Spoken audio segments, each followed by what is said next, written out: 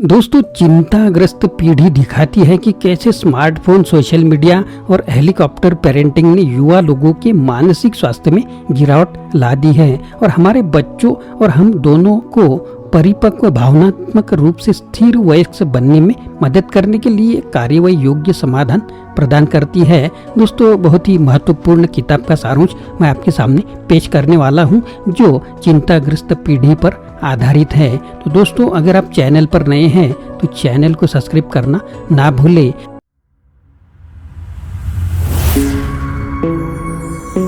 Hello दोस्तों, मेरा नाम आनंद है और बिजनेस आनंद इस चैनल में आप सभी का स्वागत है। 2006 में अक्टूबर की एक दोपहर 13 वर्षीय मेगन मेयर ने अपनी शयन कक्ष की अलमारी में बेल्ट से फांसी लगा दी। क्यों? मेगन ने माइस्पेस पर बहुत अधिक समय बिताया था और एक सहपाठी की मां एक नकली प्रोफाइल के तहत उसे साइबर बुलिंग कर रही थी। मैं चाहता हूं कि मेगन मायर की कहानी एक दुखद कहानी हो। अफसोस की बात है, यह हजारों में से केवल एक है। 2010 और 2020 के बीच 10 से 14 वर्ष की आयु के अमेरिकी किशोरों में आत्महत्या की दर में औसतन 121% की वृद्धि हुई है। सबसे पहले यह एक प्रश्न पूछता है, क्यों इतना युवा व्यक्ति, मूल रूप से एक बच्चा, अपने जीवन को समाप्त करने का कारण क्यों चाहेगा? प्रसिद्ध सामाजिक मनोवैज्ञानिक जोनाथन हैडेट अपनी नई पुस्तक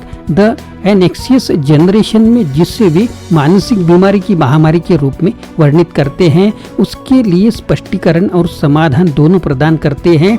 उसकी थीसिस, हम वास्तविक दुनिया में बच्चों को ज्यादा सुरक्षा दे रहे हैं और ऑनलाइन उन्हें कम सुरक्षा दे रहे हैं। हेड्स का दावा है कि बच्चों को आगे बढ़ने के लिए वास्तविक दुनिया में खेल आधारित बचपन की आवश्यकता है। इस प्रकार के बचपन को रोकने वाले दो मुख्य कारक, एक स्मार्टफोन और भयभीत पालक पोषण। यहाँ 3 पाठ हैं जो आपको बताएंगे कि दुनिया भर में मानसिक स्वास्थ्य क्यों खराब है और हम इसे सभी के लिए बेहतर बनाने के लिए क्या कर सकते हैं। तो दोस्तों, बहुत ही महत्वपूर्ण पॉइंट्स अब मैं बताने वाला हूँ। आप इसे सीरियसली ज़रूर सुने और अपने दोस्तों को भी यह वीडियो ज़रूर फॉरवर्ड करना है। तो पहला पॉइंट है, ऐसे 4 मूलभूत नुकसान हैं जो हमारे बच्चों के मानसिक स्वास्थ्य के लिए खतरा है। दूसरा पॉइंट, 4 मूलभूत सुधारों के साथ हम अपने बच्चों के लिए प्रौद्योगिकी और अति सुरक्षा के अधिकांश कष्टों को दूर कर सकते हैं। तीसरा पॉइंट, आप अपने और अपने बच्चों के मानसिक स्वास्थ्य को बेहतर बनाने के लिए 6 आध्यात्मिक प्रथाओं का उपयोग कर सकते हैं। तो चलिए अब जानते हैं चिंताजनक पीढ़ी, इस किताब का सारांश। तो दोस्तों, पाठ पहला है, हमारे बच्चों का मानसिक स्वास्थ्य 4 मूलभूत हानियों से खतरे में है। मान लीजिए कि आपके बच्चे ने मंगल ग्रह पर रहने वाले पहले इंसान में से एक बनने के लिए साइन अप किया हो।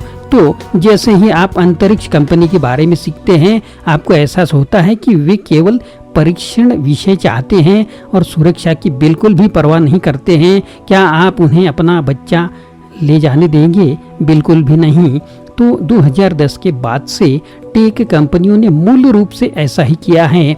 हेड्स का सुझाव है, लाभ के लिए हमारे बच्चों के ध्यान और मानसिक स्वास्थ्य का शोषण करना। वह लिखते हैं, बचपन किसी की संस्कृति में सफलता के लिए आवश्यक कौशल्य सीखने की एक प्रशिक्षुता है। लाखों बच्चों को अब उन कौशलों को सीखने में बाधा आ रही है क्योंकि वे वास्तविकता के बजाय अपने फोन में रहते हैं। वास्तविक दुनिया में हमारे कनेक्शन 4 अलग अलग गुण साझा करते हैं। पहला गुण, वे बॉडी लैंग्वेज पर भरोसा करते हैं। दूसरा गुण, वे दूसरों के साथ तालमेल बिठाकर घटित होते हैं। तीसरा गुण, संचार क्रम से और अधिकतम कुछ व्यक्तियों के साथ होता है। चौथा गुण, वे प्रवेश के लिए उच्च बाधाओं वाले समुदाय में होते हैं।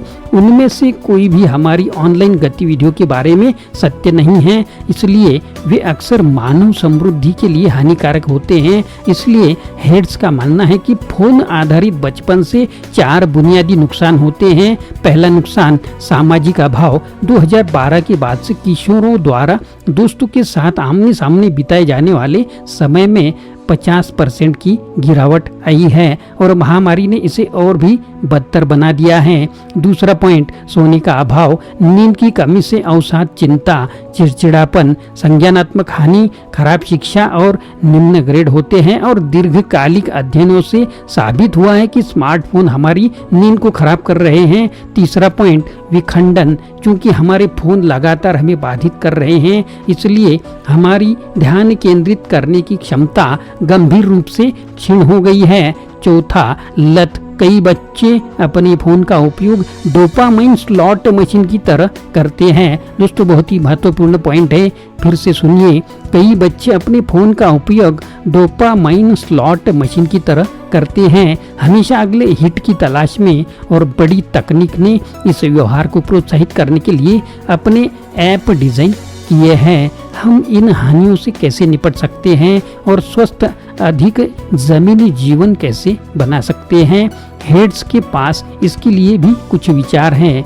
पाठ दूसरा, यदि हम 4 मूलभूत सुधार लागू करते हैं तो हम अपने युवाओं के मानसिक स्वास्थ्य में उल्लेखनीय सुधार कर सकते हैं। पुस्तक के दूसरे भाग में हेड्स चर्चा करते हैं कि सरकारी स्कूल और माता पिता स्वस्थ बचपन प्रदान करने के लिए क्या कर सकते हैं। उन्होंने 4 मूलभूत हानियों से निपटने के लिए 4 बुनियादी सुधारों का आह्वान किया है।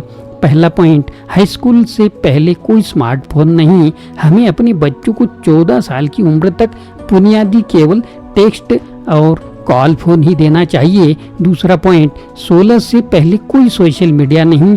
जब प्रीटीन्स को अंतहीन एल्गोरिदमिक रूप से चुनी हुई सामग्री और प्रभावशाली लोगों के साथ तुलना के अधीन किया जाता है तो यह उनके आत्ममूल्य को स्थायी रूप से नुकसान पहुंचा सकता है।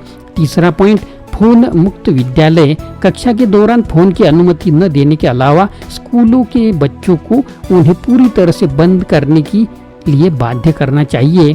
हेड्स लिखते हैं, एक दूसरे और अपने शिक्षकों के प्रति अपना ध्यान मुक्त करने का यही एकमात्र तरीका है। चौथा पॉइंट, बहुत अधिक असुरक्षित खेल और बचपन की स्वतंत्रता। हेड्स का सुझाव है कि अपने बच्चों को स्वाभाविक रूप से सामाजिक कौशल विकसित करना, चिंता पर काबू पाना और आत्मशासित युवा वयस्क बनना सीखने दे। उन्हें कोशिश करने, असफल होने और उससे सीखने का मौका दे। कानून और शिक्षा में बदलाव होना चाहिए, लेकिन इनका विकास धीमा है। शुक्र है हम 4 में से 3 सुधारों पर काफी हद तक नियंत्रण रखते हैं। फोन और इंटरनेट हटाएं और फ्री रोमिंग और खेल वापस लाएं। हेड्स लिखते हैं, जिस तरह प्रतिरक्षा प्रणाली को कीटाणुओं के संपर्क में आना चाहिए और पेड़ों को हवा के संपर्क में आना चाहिए, बच्चों को ताकत और आत्मनिर्भरता विकसित करने के लिए असफलताओं, झटकों और ठोकरों के संपर्क में आने की आवश्यकता होती है। आइए यह सुनिश्चित करें कि उन्हें वापस लौटने के लिए हमेशा सुरक्षित ठिकाना मिले और हमारे युवा परिपक्व और वयस्क बन जाए। तो दोस्तों, अब चलिए आगे बढ़ते हैं। पाठ तीसरा, अपने और अपने बच्चों के मानसिक स्वास्थ्य को बहाल और मजबूत करने के लिए 6 आध्यात्मिक प्रथाओं का उपयोग करें। हेड्स हमें 6 आध्यात्मिक अभ्यास भी प्रदान करता है जिनका उपयोग हम कर सकते हैं, यहाँ तक कि वयस्कों के रूप में भी खुद को स्मार्टफोन दलदल से बाहर निकालने के लिए। जब लोग नैतिक रूप से सुंदर कार्यों को देखते हैं तो वे एक ऊर्ध्वाधर आयाम पर ऊंचा महसूस करते हैं जिसे दिव्यता का लेबल किया जा सकता है। वह लिखते हैं, यहाँ 6 अभ्यास दिए गए हैं जो ऐसे और अधिक सुंदर कार्यों की ओर ले जाते हैं। पहला पॉइंट, साझा पवित्रता, जो किसी भी ऐसे समूह में भाग लेती है जो नैतिक, धर्मार्थ और या आध्यात्मिक उद्देश्य के लिए आयोजित किया जाता है। उदाहरण के लिए यह जन समूह के दौरान गाना या नागरिक अधिकार आंदोलन में शामिल होना हो सकता है। दूसरा, अवतार, जो एक साथ खाने से लेकर खेल खेलने से लेकर प्रार्थना के तक कोई भी शारीरिक अनुष्ठान हो सकता है।